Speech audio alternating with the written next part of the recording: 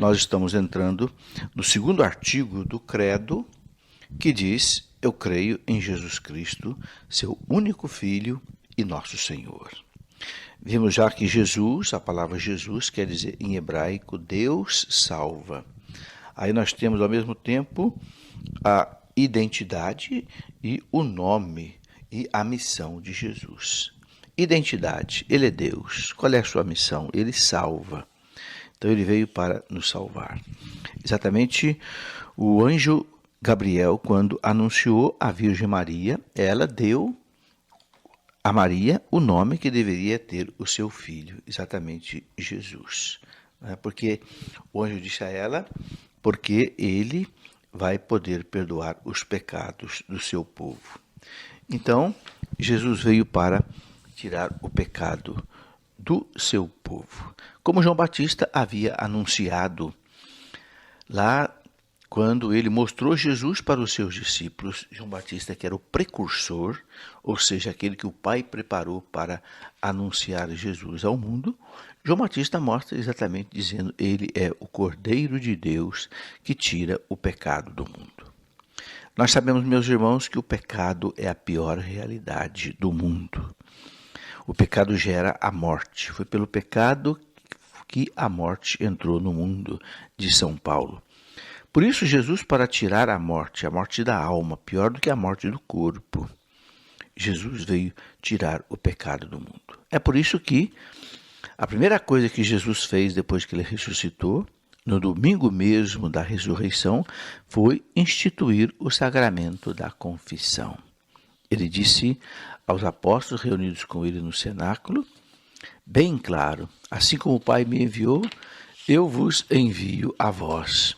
Aqueles a quem vocês perdoarem os pecados estarão perdoados.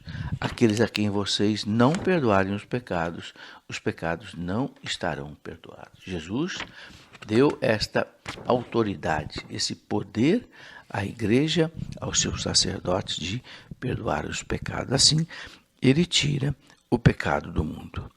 Então, a gente vê aí bem claro no nome de Jesus a sua identidade e a sua missão. Deus salva, é o que significa a palavra Jesus.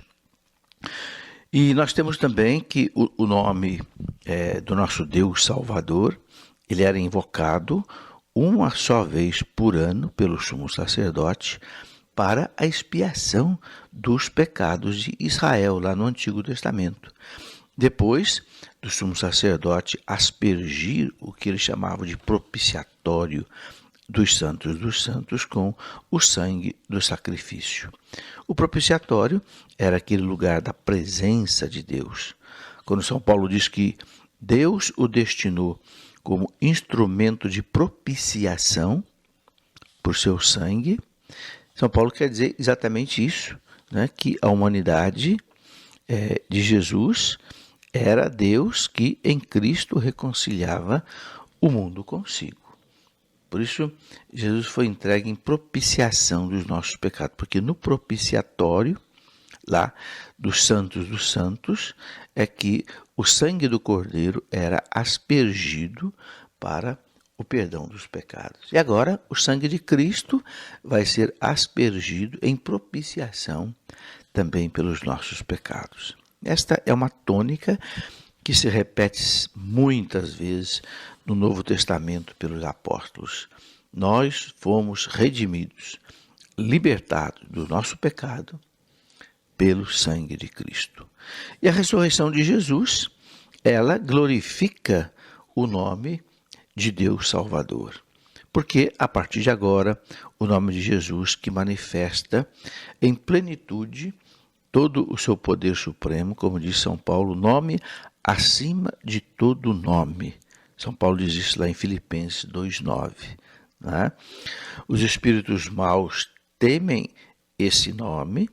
A gente pode ver isso bem claro aí em Atos 16, 18. São Paulo invoca o nome de Jesus para expulsar o demônio daquela moça, né? Em nome de Jesus, o espírito mau temem esse nome, e é em nome dele que os discípulos operam milagres. A gente vê São João, São Pedro dizer para aquele aleijado na porta do templo que ouro e prata eu não tenho, mas o que eu tenho eu te dou. Em nome de Jesus Cristo, levanta-te e anda.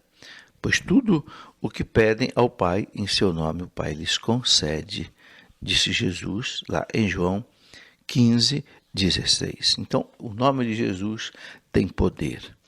É nesse nome que está acima de todo nome, que os espíritos maus se afastam, que os discípulos operam milagre e que realizam outras grandes maravilhas.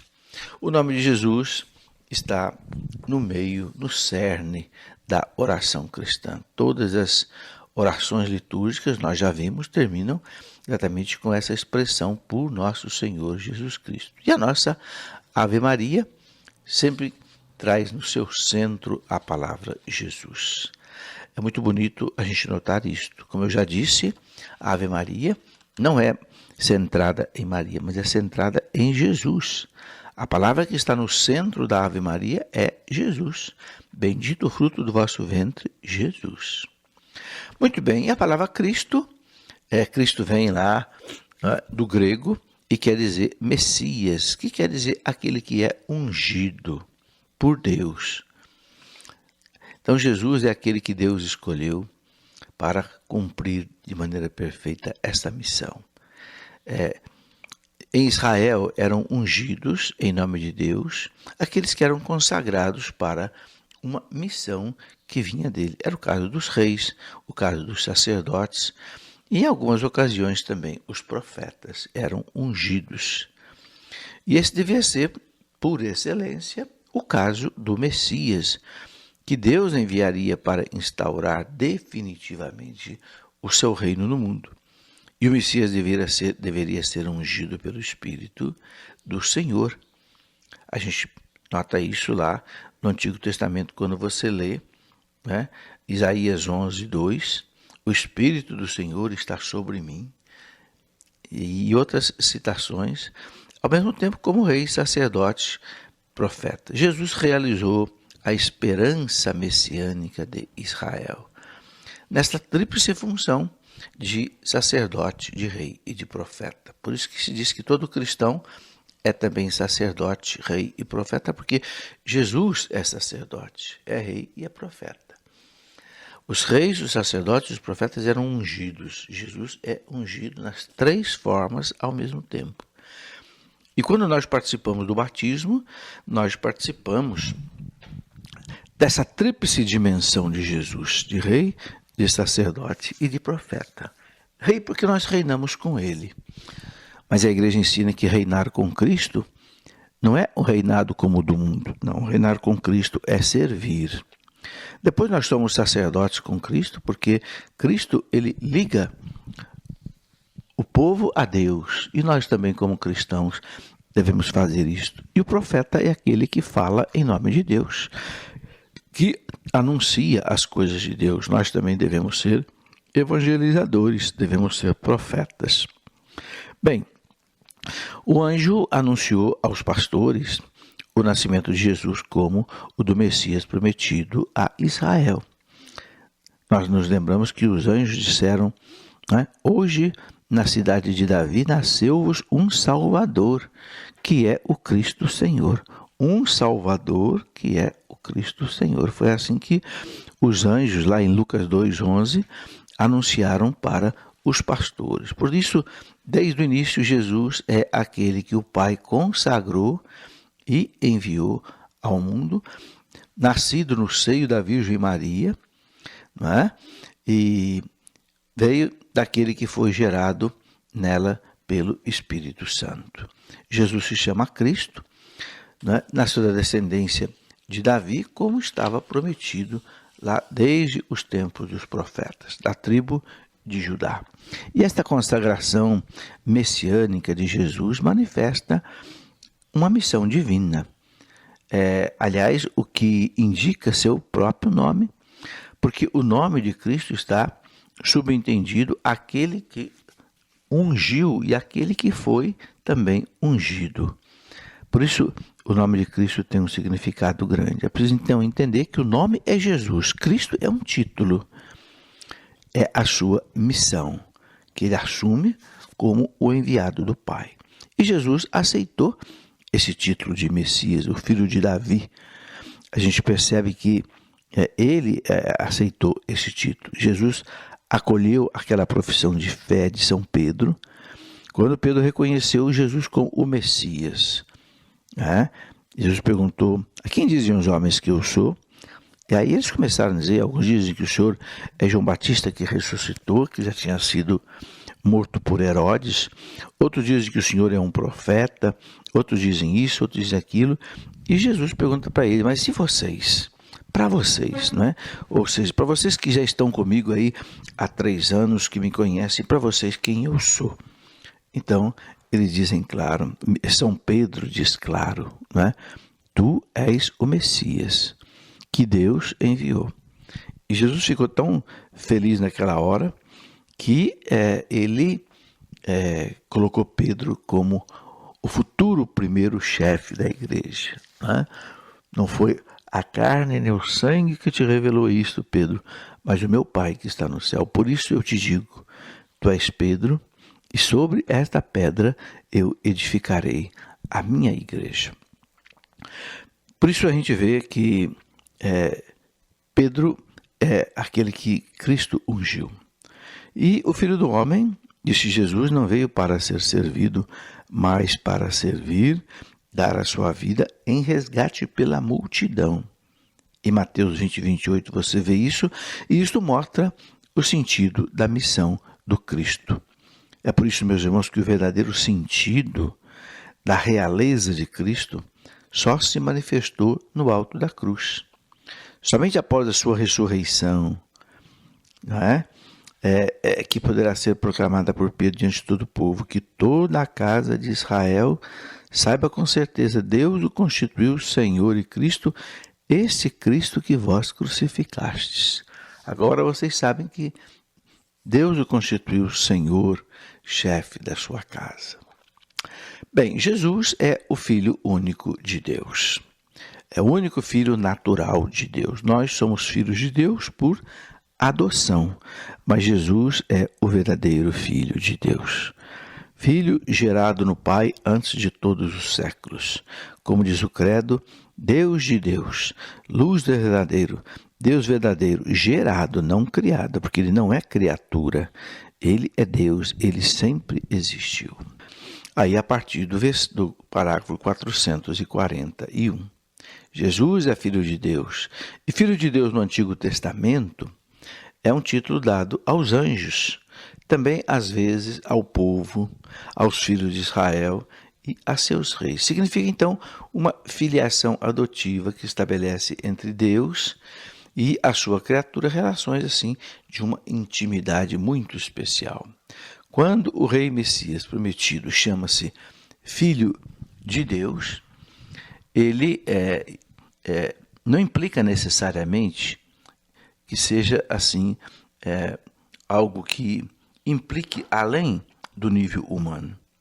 Os que designaram Jesus como Messias de Israel, talvez eles não tenham tido a intenção de dizer mais do que isso, porque não tinham com clareza ainda a divindade de Jesus, que só vai ficando clara para eles com o tempo, com os milagres que Jesus faz. Então, a gente vê isso claro em todo o Antigo Testamento. Mas Jesus fala muito do seu Pai, né? O seu Pai que está no céu, seu Pai que começou toda essa vida. Não acontece o mesmo com Pedro, quando confessa Jesus como o Cristo, o Filho de Deus vivo. Aí Pedro já tem essa inspiração, esse conhecimento profundo de que Jesus realmente ele é o Cristo, o ungido de Deus, o Filho de Deus vivo, né? Pois responde a Jesus com muita força. E Paulo vai dizer, né, depois na sua conversão, aquilo que é impressionante. Quando, porém, aquele que me separou desde o seio materno e me chamou por sua graça, houve por bem revelar em mim o seu Filho. houve por bem revelar em mim o seu Filho. Quer dizer, Deus mostrou a Paulo Jesus. Deus, do mesmo jeito que mostrou para Pedro e para os apóstolos, para que eu o evangelizasse entre os gentios, São Paulo diz. E depois a gente vai ver que nas sinagogas, São Paulo logo começou a proclamar Jesus, afirmando que ele é o Filho de Deus. Lá em Atos 9:20 a gente vê isso. E esse será, desde o início, o centro da fé apostólica, professado primeiro por Pedro, como fundamento da igreja, e depois por todos aqueles que foram os sucessores de Pedro e dos apóstolos.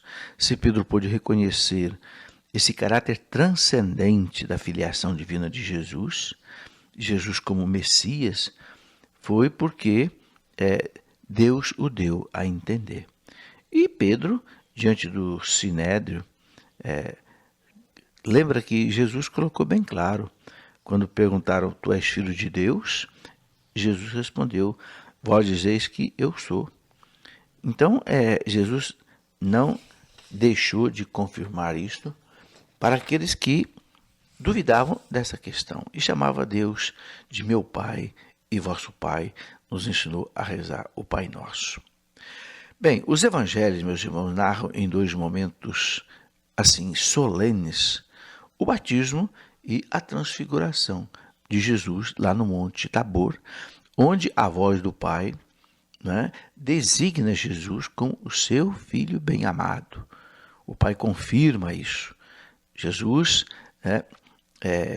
se apresenta como Filho único de Deus e afirma com este título a sua pré-existência eterna.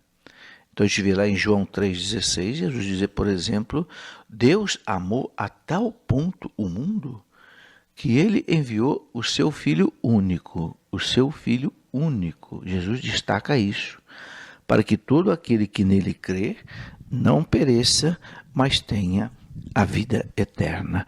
Quer dizer, aí nós temos a prova maior do amor de Deus por nós. Deus aceitou sacrificar o seu Filho único. Também Deus, porque nós sabemos que não bastaria o sacrifício de um homem simplesmente para libertar a humanidade do pecado e da, vamos dizer assim, oposição a Deus.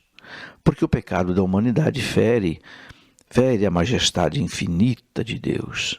Então nenhum homem pode reparar esta desgraça, esse erro muito grande. Então, para reparar isso é preciso que algo infinito seja reparado, possa reparar a justiça divina. Então, o próprio Filho, o próprio Deus vem pagar o preço do nosso resgate. Porque, como diz o catecismo, ainda que um homem mais santo tivesse morrido na cruz, isto seria insuficiente. E é depois da ressurreição que a filiação divina de Jesus aparece no poder da sua humanidade glorificada. Quando Jesus ressuscita e se apresenta aos discípulos, se apresenta a Madalena, se apresenta a tantos, então fica claro para os apóstolos, não é, o seu poder, a sua divindade. Por isso São João vai dizer lá em 1,14, nós vimos a sua glória. Glória que ele tem junto ao Pai como Filho único, cheio de graça e de verdade. Nós vimos a sua glória. Os apóstolos presenciaram isso com muita clareza. Bem, e Jesus também é chamado de Senhor. Então Cristo é Jesus Cristo, Filho único de Deus e Senhor. Na versão grega dos livros do Antigo Testamento, esse nome com o qual Deus se revelou a Moisés, Yahvé, é traduzido por Kyrios, Senhor, no grego, e torna-se, desde então, o nome mais comum para designar a própria divindade do Deus de Israel, Senhor. É nesse sentido forte que o Novo Testamento utiliza para Jesus o título de Senhor, Kyrios, que é a tradução grega do termo hebraico Javé. Então Jesus é Javé, Jesus é Kyrios, Jesus é Senhor, ou seja, Jesus é Deus. Jesus mesmo atribuiu a ele de maneira velada esse título quando discute com os fariseus sobre o sentido do Salmo 110, mas também de modo explícito quando ele fala aos discípulos, né? Vocês me chamam de mestre e senhor, e de fato eu sou. Né? Então a gente vê isso no Evangelho muitas vezes, Jesus os discípulos se dirigem a Jesus chamando de Senhor. Então esse título, meus irmãos, ele exprime o respeito, a confiança daqueles que se chegam a Jesus, esperam a dele a cura e sabem que ele é Deus. Então no encontro com Jesus ressuscitado, se transforma em expressão de adoração. Por exemplo, São Tomé, meu Senhor e meu Deus. Né? Quando Jesus aparece, Tomé não acreditou, depois apareceu de novo, e Tomé então vai dizer essa expressão, meu Senhor e meu Deus. E ao atribuir a Jesus este título divino de Senhor, Kyrios, Javé, as primeiras confissões de fé da igreja, os primeiros credos afirmam desde o início que o poder, a honra, a glória, devido a Deus Pai, cabem também a Jesus, porque ele é de condição divina, como diz São Paulo, né? Lá na carta aos Filipenses. Então, desde o princípio da história cristã, a afirmação desse senhorio de Jesus sobre o mundo, sobre a história, significa também o reconhecimento de que o homem, né, não deve submeter sua liberdade a qualquer um, mas somente a Deus e a Jesus Cristo. Né? César não é o Senhor, mas o Senhor é Cristo. E a igreja vê aí, né, Cristo como o Senhor. Por isso que a oração cristã, né, marcada pelo título de Senhor, coloca sempre esta expressão, vem Senhor Jesus. A gente vê lá no Apocalipse 22:30. Bem, meus irmãos, aqui então nós vemos a pessoa de Jesus Cristo, Filho único de Deus e nosso Senhor.